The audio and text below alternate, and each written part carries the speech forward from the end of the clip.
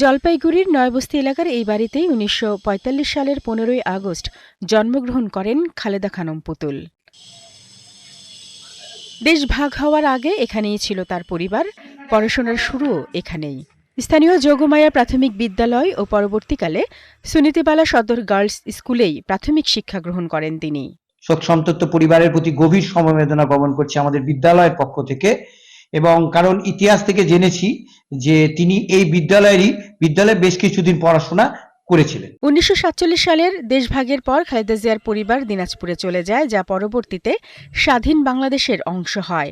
আর খালেদা জিয়াদের বাড়িটি কিনে নেন পূর্ব বাংলার বাসিন্দা অমরেন্দ্র চক্রবর্তী। বর্তমানে তার ছেলে বাড়িটি দেখভালের দায়িত্বে রয়েছেন। নয়াবস্তি এলাকার প্রায় প্রত্যেক বাসিন্দাই এই বাড়ির ইতিহাস জানেন। স্থানীয়রা জানান, এখানে খালেদা জিয়ার পরিবারের একটি বাগান বাড়ি ও একটি বসত ভিটে ছিল। বাগান বাড়িটি অস্তিত্ব হারালেও বসত ভিটা এখনও আগের অবস্থায়ই রয়েছে। খালেদা জিয়ার আত্মীয় স্বজন ভারত সফরে এসে এই বাড়িটি পরিদর্শন করেন। খালেদা জিয়ার আত্মীয় স্বজনরা এখনো এবছরে এসে দেখে গেছে তার নিজের ভিটাটাকে, খালেদা জিয়ার ভিটাকে, এবং তারা প্রায়ই আসে এবং ভিটাটাকে দেখে যায় এবং তারা সেটাকে মনে করে যে খালেদা জিয়ার জন্মস্থান। ১৯৪৭ সালে ভারত ছাড়েন খালেদা জিয়া, কিন্তু নয়াবস্তি এলাকার বাসিন্দাদের অনেকেরই দাবি দেশ ভাগের পরেও বেশ কিছুদিন ভারতে ছিল তার পরিবার।